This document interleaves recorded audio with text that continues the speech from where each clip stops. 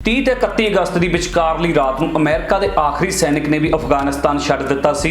ਇਸ ਤਰ੍ਹਾਂ ਅਮਰੀਕਾ ਦੇ ਇਤਿਹਾਸ ਦੀ ਸਭ ਤੋਂ ਲੰਬੀ ਜੰਗ ਖਤਮ ਹੋ ਗਈ। ਬਿਨਾਂ ਕੁਝ ਹਾਸਲ ਕੀਤੇ ਅਮਰੀਕਾ ਅਫਗਾਨਿਸਤਾਨ ਤੋਂ ਆਪਣਾ ਬੋਰੀਆ ਬਿਸਤਰਾ ਇਕੱਠਾ ਕਰਕੇ ਨਿਕਲ ਗਿਆ, ਪਰ ਪਿੱਛੇ ਛੱਡ ਗਿਆ ਹਥਿਆਰਾਂ ਦਾ ਵੱਡਾ ਜ਼ਖੀਰਾ। ਇਹ ਹਥਿਆਰਾਂ ਦਾ ਜ਼ਖੀਰਾ ਇੰਨਾ ਜ਼ਿਆਦਾ ਹੈ ਕਿ ਇੰਨੇ ਜ਼ਿਆਦਾ ਹਥਿਆਰ ਕਈ ਵੱਡੇ ਦੇਸ਼ਾਂ ਦੀ ਆਰਮੀ ਕੋਲ ਵੀ ਨਹੀਂ ਹਨ। ਇਹਨਾਂ ਦੇ ਵਿੱਚ ਕਾਫੀ ਵੱਡੀ ਸੰਖਿਆ ਦੇ ਵਿੱਚ ਅਲਟਰਾ ਮਾਡਲ ਸੈਨਿਕ ਗੱਡੀਆਂ ਤੇ ਹੈਲੀਕਾਪਟਰ ਵੀ ਇਸ ਜ਼ਖੀਰੇ ਦੇ ਵਿੱਚ ਸ਼ਾਮਲ ਹਨ। ਅਮਰੀਕਾ ਦੀ ਵਾਪਸੀ ਤੇ ਹੁਣ ਇਹ ਸਵਾਲ ਉੱਠਦੇ ਨੇ ਕਿ ਅਮਰੀਕਾ ਪਿਛਲੇ 20 ਸਾਲਾਂ ਦੇ ਵਿੱਚ ਅਫਗਾਨਿਸਤਾਨ ਦੇ ਵਿੱਚ ਕਿੰਨਾ ਕੁ ਜਿੱਤਿਆ ਤੇ ਕਿੰਨਾ ਕੁ ਹਾਰਿਆ ਹੈ। ਦੁਨੀਆ ਦਾ ਸਭ ਤੋਂ ਜ਼ਿਆਦਾ ਤਾਕਤਵਰ ਦੇਸ਼ ਜਿਸ ਦੇ ਕੋਲ ਸਭ ਤੋਂ ਜ਼ਿਆਦਾ ਮਾਡਰਨ ਆਰਮੀ ਹੈ, ਸਭ ਤੋਂ ਜ਼ਿਆਦਾ ਹਾਈਟੈਕ ਟੈਕਨੋਲੋਜੀ ਹੈ ਤੇ ਸਭ ਤੋਂ ਜ਼ਿਆਦਾ ਐਡਵਾਂਸ 에ਅਰ ਫੋਰਸ ਹੈ। ਇਹਨਾਂ ਸਭ ਕੁਝ ਹੋਣ ਦੇ ਬਾਵਜੂਦ ਵੀ ਆਖਰ ਉਹ ਕਿਉਂ ਤਾਲਿਬਾਨ ਤੋਂ ਜਿੱਤ ਨਹੀਂ ਸਕਿਆ? ਕਿਉਂਕਿ 20 ਸਾਲ ਪਹਿਲਾਂ ਜਦੋਂ ਅਮਰੀਕਾ ਅਫਗਾਨਿਸਤਾਨ ਪਹੁੰਚਿਆ ਸੀ ਉਦੋਂ ਵੀ ਉੱਥੇ ਤਾਲਿਬਾਨ ਮੌਜੂਦ ਸੀ ਤੇ ਅੱਜ ਵੀ ਜਦੋਂ 20 ਸਾਲਾਂ ਬਾਅਦ ਅਮਰੀਕਾ ਅਫਗਾਨਿਸਤਾਨ ਤੋਂ ਨਿਕਲ ਰਿਹਾ ਹੈ ਤਾਂ ਉਦੋਂ ਵੀ ਉੱਥੇ ਤਾਲਿਬਾਨ ਮੌਜੂਦ ਹੈ। ਆਖਰ ਫਿਰ ਅਮਰੀਕਾ ਨੇ ਉੱਥੇ ਕੀ ਖੱਟਿਆ ਤੇ ਕੀ ਗਵਾਇਆ ਹੈ? ਇੱਥੇ ਤੁਹਾਨੂੰ ਇਹ ਵੀ ਦੱਸ ਦਿੰਦੇ ਹਾਂ ਕਿ ਅਫਗਾਨਿਸਤਾਨ ਦੇ ਵਿੱਚੋਂ ਬੇਆਬਰੂ ਹੋ ਕੇ ਨਿਕਲਣ ਵਾਲਾ ਅਮਰੀਕਾ ਕੋਈ ਪਹਿਲਾ ਦੇਸ਼ ਨਹੀਂ ਹੈ। ਇਤਿਹਾਸ ਨੂੰ ਜੇਕਰ ਦੇਖੀਏ ਤਾਂ ਅਮਰੀਕਾ ਤੋਂ ਬਿਨਾਂ ਬ੍ਰਿਟੇਨ ਨੇ ਵੀ ਅਫਗਾਨਿਸਤਾਨ ਨੂੰ ਜਿੱਤਣ ਦੇ ਲਈ 3 ਵਾਰ ਕੋਸ਼ਿਸ਼ ਕੀਤੀ ਸੀ, ਪਰ ਉਹ ਵੀ ਇਸ ਨੂੰ ਜਿੱਤ ਨਹੀਂ ਸਕਿਆ ਸੀ। ਫਿਰ ਸੋਵੀਅਤ ਸੰਘ ਯਾਨੀ ਕਿ USSR ਅਫਗਾਨੀਆਂ ਦੇ ਨਾਲ 10 ਸਾਲ ਤੱਕ ਗੁੱਥਮ ਗੁੱਥੀ ਹੋਇਆ, ਪਰ ਉਹ ਵੀ ਬਿਨਾਂ ਕੁਝ ਹਾਸਲ ਕੀਤੇ ਆਖਰਕਾਰ ਅਫਗਾਨਿਸਤਾਨ ਛੱਡਣ ਲਈ ਮਜਬੂਰ ਹੋ ਗਿਆ ਤੇ ਹੁਣ ਅਮਰੀਕਾ ਵੀ ਅਫਗਾਨਿਸਤਾਨ ਦੇ ਵਿੱਚੋਂ ਚੁੱਪ ਚਪੀਤੇ ਨਿਕਲ ਗਿਆ। ਅਫਗਾਨਿਸਤਾਨ ਕਾਬਲ ਘਦਾਰ ਇੱਕ ਵਾਰ ਮਹਾਰਾਜਾ ਰਣਜੀਤ ਸਿੰਘ ਦੇ ਰਾਜ ਦੇ ਵਿੱਚ ਜਿੱਤਿਆ ਗਿਆ ਸੀ। ਆਖਰ ਅਜਿਹਾ ਕਿਉਂ ਹੈ ਕਿ ਅਫਗਾਨਿਸਤਾਨ ਨੂੰ ਜਿੱਤਣਾ ਇੰਨਾ ਜ਼ਿਆਦਾ ਔਖਾ ਹੈ? ਇਹ ਦੱਸਣ ਤੋਂ ਪਹਿਲਾਂ ਤੁਸੀਂ ਇਹ ਸਮਝ ਲਓ ਕਿ ਐਵੇਂ ਹੀ ਅਫਗਾਨਿਸਤਾਨ ਨੂੰ ਗ੍ਰੇਵਯਾਰਡ ਆਫ ਐਮਪਾਇਰ ਯਾਨੀ ਕਿ ਸਮਰਾਜਾਂ ਦਾ ਕਬਰਸਤਾਨ ਨਹੀਂ ਕਿਹਾ ਜਾਂਦਾ। ਜਿਸ ਬ੍ਰਿਟੇਨ ਦੇ ਸਮਰਾਜ ਦਾ ਕਦੇ ਸੂਰਜ ਛਿਪਦਾ ਨਹੀਂ ਹੁੰਦਾ ਸੀ, 1842 ਦੇ ਵਿੱਚ ਉਹੀ ਬ੍ਰਿਟੇਨ ਨੂੰ ਅਫਗਾਨਿਸਤਾਨ ਦੇ ਵਿੱਚ ਬਹੁਤ ਬੁਰੀ ਹਾਰ ਮਿਲੀ ਸੀ। ਕਾਬਲ ਤੇ ਕਬਜ਼ਾ ਕਰਨ ਲਈ ਬ੍ਰਿਟੇਨ ਨੇ 1839 ਤੋਂ ਲੈ ਕੇ 1919 ਤੱਕ ਅਫਗਾਨਿਸਤਾਨ ਦੇ ਨਾਲ 3 ਯੁੱਧ ਕੀਤੇ। ਜੇਕਰ ਦੂਜੇ ਯੁੱਧ ਦੀ ਮਾਮੂਲੀ ਜਿੱਤ ਨੂੰ ਛੱਡ ਦਈਏ ਤਾਂ ਬਾਕੀ ਯੁੱਧਾਂ ਦੇ ਵਿੱਚ ਬ੍ਰਿਟੇਨ ਨੂੰ ਬਹੁਤ ਭਾਰੀ ਨੁਕਸਾਨ ਝੱਲਣਾ ਪਿਆ ਸੀ ਅਫਗਾਨਿਸਤਾਨ ਦੇ ਵਿੱਚੋਂ।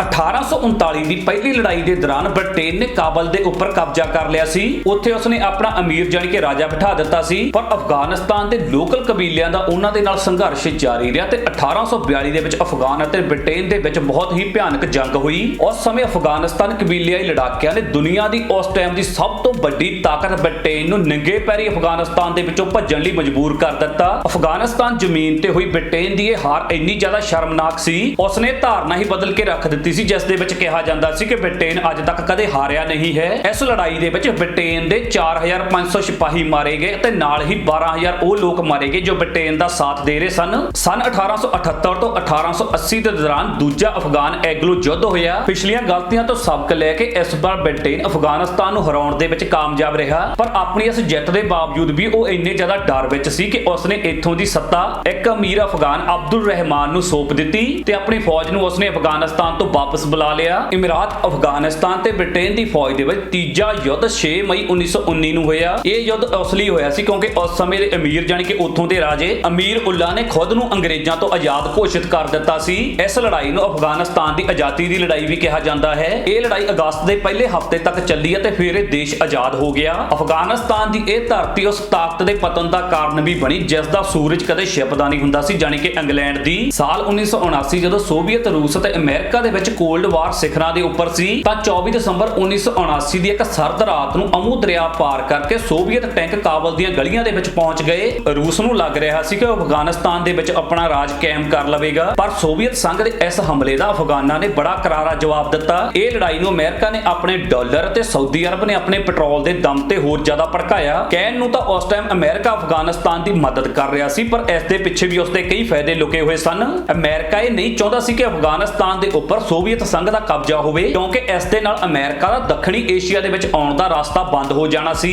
ਉਸ ਟਾਈਮ ਪਾਕਿਸਤਾਨ ਅਮਰੀਕਾ ਦਾ ਭਾਈਵਾਲ ਸੀ ਤੇ ਉਸ ਦੇ ਲਈ ਵੀ ਖਤਰਾ ਪੈਦਾ ਹੋ ਗਿਆ ਸੀ ਸੋਵੀਅਤ ਸੰਘ ਦੇ ਅਫਗਾਨਿਸਤਾਨ ਦੇ ਵਿੱਚ ਆਉਣ ਨਾਲ। ਇਸ ਲਈ ਅਮਰੀਕਾ ਨੇ ਰੂਸ ਦੇ ਇਸ ਹਮਲੇ ਦਾ ਆਪਣੇ ਡਾਲਰ ਅਤੇ ਹਥਿਆਰਾਂ ਦੇ ਜ਼ੋਰ ਤੇ ਪੂਰਾ ਵਿਰੋਧ ਕੀਤਾ ਤੇ ਉਸ ਟਾਈਮ ਪਾਕਿਸਤਾਨ ਦੇ ਕਈ ਮੁਜਾਹਿਦੀਨ ਅਫਗਾਨਿਸਤਾਨ ਦੇ ਵਿੱਚ ਰੂਸ ਦੇ ਨਾਲ ਲੜਾਈ ਕਰਨ ਗਏ। 80 ਦੇ ਦਸ਼ਕ ਦੇ ਇਹਨਾਂ ਹੀ ਲੜਾਕਿਆਂ ਦੇ ਵਿੱਚੋਂ ਅੱਜ ਕੇ ਤਾਲਿਬਾਨ ਦੇ ਮੇਨ ਲੀਡਰ ਨੇ USSR ਨੇ 10 ਸਾਲਾਂ ਤੱਕ ਇਹ ਲੜਾਈ ਜਾਰੀ ਰੱਖੀ ਤੇ ਉਸਨੇ ਅਫਗਾਨਿਸਤਾਨ ਦੇ ਕਈ ਸ਼ਹਿਰਾਂ ਦੇ ਉੱਪਰ ਕਬਜ਼ਾ ਵੀ ਕਰ ਲਿਆ, ਪਰ ਪਾਕਿਸਤਾਨੀ ਮੁਜਾਹਿਦੀਨ ਅਫਗਾਨਾਂ ਦੇ ਨਾਲ ਰਲ ਕੇ ਬੜੇ ਹੌਸਲੇ ਦੇ ਨਾਲ ਉਹਨਾਂ ਦੇ ਵਿਰੁੱਧ ਲੜਾਈ ਲੜਦੇ ਰਹੇ। ਪਾਕਿਸਤਾਨ ਨੇ ਸਟ੍ਰੇਂਜਰ ਮਿਜ਼ਾਈਲ ਆਪਣੇ ਮੁਜਾਹਿਦੀਨਾਂ ਨੂੰ ਦੇਣੀਆਂ ਸ਼ੁਰੂ ਕਰ ਦਿੱਤੀਆਂ ਜੋ ਉਸ ਨੂੰ ਅਮਰੀਕਾ ਤੋਂ ਮਿਲ ਰਹੀਆਂ ਸਨ। ਇਹ ਅਮਰੀਕੀ ਮਿਜ਼ਾਈਲਾਂ ਦੇ ਨਾਲ ਇਹ ਲੜਾਕੇ ਸੋਵੀਅਤ ਹੈਲੀਕਾਪਟਰਾਂ ਨੂੰ ਸਿੱਟ ਰਹੇ ਸਨ। ਉਹ ਗਰੀਲਾ ਵਾਰ ਦੀ ਰਣਨੀਤੀ ਅਪਣਾ ਰਹੇ ਸੀ। ਉੱਥੇ USSR ਦੇ ਵਿੱਚ ਸੱਤਾ ਬਦਲ ਚੁੱਕੀ ਸੀ ਤੇ ਰਾਸ਼ਟਰਪਤੀ ਮਿਖੇਲ ਬਰਬੀਚੋਰ ਨੇ ਸਮਝ ਲਿਆ ਕਿ ਇਹ ਲੜਾਈ ਹੁਣ ਉਹ ਅੱਗੇ ਜਾਰੀ ਨਹੀਂ ਰੱਖ ਸਕਦੇ ਤੇ 1988 ਦੇ ਵਿੱਚ ਜਨੇਵਾ ਸਮਝੌਤੇ ਤੇ ਸਾਈਨ ਕਰਕੇ ਤੇ 1999 ਤੱਕ ਸੋਵੀਅਤ ਰੂਸ ਨੇ ਕਾਬਲ ਤੋਂ ਆਪਣੀ ਸਾਰੀ ਸੈਨਾ ਵਾਪਸ ਬੁਲਵਾ ਲਈ ਤੇ ਸੋਵੀਅਤ ਦੀ ਇਸ ਵਾਪਸੀ ਦੇ ਮਹਿਜ 2 ਸਾਲਾਂ ਬਾਅਦ ਹੀ ਸੋਵੀਅਤ ਰੂਸ ਦੇ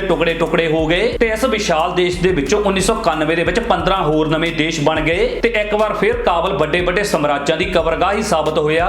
ਜਿਹੜੇ ਮੁਜਾਹਿਦੀਨ ਸੋਵੀਅਤ ਸੰਘ ਦੇ ਨਾਲ ਲੜਦੇ ਸਨ ਹੁਣ ਉਹ ਰੂਸ ਦੇ ਜਾਣ ਤੋਂ ਬਾਅਦ ਕਾਫੀ ਬਿਖਰੇ ਹੋਏ ਸਨ ਤੇ ਇਹਨਾਂ ਦੀ ਆਪਣੀ ਖੇਤਰੀ ਪਹਿਚਾਣ ਹੁਣ ਇੱਕ ਦੂਜੇ ਦੇ ਨਾਲ ਟਕਰਾਉਣ ਲੱਗੀ। ਇਹਨਾਂ ਦੇ ਵਿੱਚੋਂ ਕਈ ਤਾਕਤਾਂ ਨੇ ਤਾਲਿਬਾਨ ਦੀ ਸ਼ਕਲ ਲੈ ਲਈ ਤੇ 1996 ਦੇ ਵਿੱਚ ਅਫਗਾਨਿਸਤਾਨ ਦੀ ਸੱਤਾ ਦੇ ਉੱਤੇ ਕਬਜ਼ਾ ਕਰ ਲਿਆ। ਸਾਲ 2001 11 ਸਤੰਬਰ ਨੂੰ ਦੁਨੀਆ ਦੇ ਲੋਕਾਂ ਨੇ ਨਿਊਜ਼ ਚੈਨਲਾਂ ਤੇ ਜੋ ਕੁਝ ਦੇਖਿਆ ਇਹ ਇੱਕ ਭਿਆਨਕ ਮੰਜ਼ਰ ਸੀ। ਨਿਊਯਾਰਕ ਵਰਲਡ ਟ੍ਰੇਡ ਸੈਂਟਰ ਦੀਆਂ ਗਗਨਚੁੰਬੀ ਇਮਾਰਤਾਂ ਹਵਾਈ ਹਮਲੇ ਦੇ ਵਿੱਚ ਤਬਾਹ ਹੋ ਗਈਆਂ। ਇਸ ਹਮਲੇ ਦੇ ਵਿੱਚ ਲਗਭਗ 4000 ਅਮਰੀਕਨ ਮਾਰੇ ਗਏ ਸਨ ਤੇ ਫਿਰ ਅਮਰੀਕਾ ਨੇ ਅਫਗਾਨਿਸਤਾਨ ਦੇ ਉੱਪਰ ਚੜ੍ਹਾਈ ਕਰ ਦਿੱਤੀ ਤੇ ਮਹਿਜ ਇੱਕ ਅੱਤਵਾਦੀ ਨੂੰ ਫੜਨ ਦੇ ਲਈ ਇਹ ਦੇਸ਼ ਨੇ ਪੂਰੇ ਅਫਗਾਨਿਸਤਾਨ ਨੂੰ ਤਬਾਹ ਕਰ ਦਿੱਤਾ।